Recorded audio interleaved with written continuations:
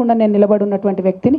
కాబట్టి నేను ముఖ్యంగా మా అక్క చెల్లెలకు, తెలంగాణ వ్యాప్తంగా ఉన్న అక్క చెల్లెలకు మాటిస్తున్నా, ఉచిత విద్య ప్రైవేట్ స్కూల్లో చదువుకున్నా సరే, మీ పిల్లగాడు డాక్టర్ చదువుకున్నా సరే, ఇంజనీర్ చదువుకున్నా సరే, రాకెట్ సైంటిస్ట్ అయినా సరే, వారిని చదివించే బాధ్యత తెలంగాణ ప్రభుత్వం తీసుకుంటుంది. తెలంగాణ రక్షణ సేన అది సాధించి తీరుతుంది.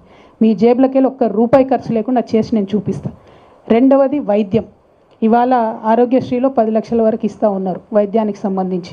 అంతకుముందు వైఎస్ రాజశేఖర రెడ్డి గారు ఈ పథకం పెట్టినప్పుడు 2 లక్షల రూపాయలు ఇస్తామంటే అసలు సాధ్యమవుతుందా, ఎట్లా ఇస్తారు అని మాట్లాడారు.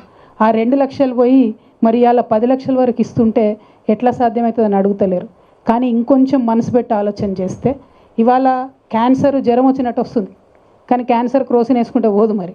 కాబట్టి క్యాన్సర్కి కావాల్సినటువంటి ట్రీట్మెంట్ ఏదైతే ఉంటుందో 10 lakhs, 15 lakhs, 20 lakhs, 25 lakhs, ఎంత బాధగా ఉంటుందండి. కండ్ల ముంగట ఇంటి మనిషి చనిపోతుంటే ఆ వైద్యానికి డబ్బులు ఇవ్వలేనటువంటి వాళ్ళు చాలామంది ఉన్నారు. నిన్నగాక మొన్న గద్వాల్లో ఒక ఎగ్జాంపుల్ చూసినాం. గవర్నమెంట్ హాస్పిటల్కి తల్లిని తీసుకపోతే మా దగ్గర లేదయ్యా ఇంతకన్నా వైద్యం, దయచేసి మీరు తీసుకుపోండి అంటే ఓన్లీ 3 lakhs rupees అవుతుంది. తెలిసి కూడా ఎక్కడికి తీసుకుపోదాము, ఎట్లా తీసుకుపోదాము, ఆడికి తీసుకుపోయినాక 3 లక్షలు అంటారు, చేర్చినాక 15 లక్షలు అంటారు. మా పరిస్థితి ఏందని తల్లిని పోన్లే బతికింది కదా ఉన్నన్నాళ్ళని సర్ది పెట్టుకునే పరిస్థితి ఇవ్వాలని కూడా తెలంగాణ రాష్ట్రంలో ఉన్నది. అంటే ప్రపంచమంతానేమో లైఫ్ స్పాన్ పెరుగుతుంది, 90 years, 95 years బతుకుతారు. తెలంగాణ వాళ్ళం ఎందుకు కాంప్రమైజ్ కావాలి?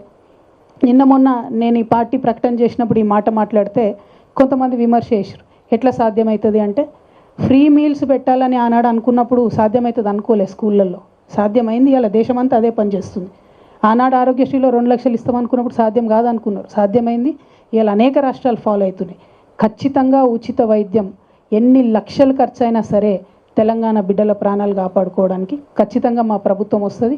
దాంట్లో ఏ కార్పొరేట్ హాస్పిటల్లో తెలంగాణ వ్యాప్తంగా ఉన్న వైద్యం చేయించుకున్నా, ఎంత పెద్ద రోగమైనా, ఎంత ఖర్చు అయినా మీ జేబులకెళ్ళి రూపాయి పడకుండా తెలంగాణ రక్షణ సేన ప్రభుత్వం ఖచ్చితంగా సాధించి తీరుతుంది. ఈ రెండు మా పాంచజన్యంలో మొదటి అంశాలు. మూడవది వ్యవసాయం, చాలా ప్రాధాన్యమైనటువంటి అంశం. మా జెండాలో ఉన్న గ్రీన్ రంగు కూడా మా రైతన్నుల కోసమే, పర్యావరణం కోసమే. రైతన్నలు లేకపోతే ఎవరికి కూడా 2 బుక్కలు అన్నం తినే పరిస్థితి ఉండదు. కాబట్టి మీకు చేతులెత్తి మొక్కుతూ మీ యొక్క సంక్షేమం కోసం, సంక్షేమంతో పాటు మీ యొక్క గౌరవం కోసం, ఆత్మగౌరవం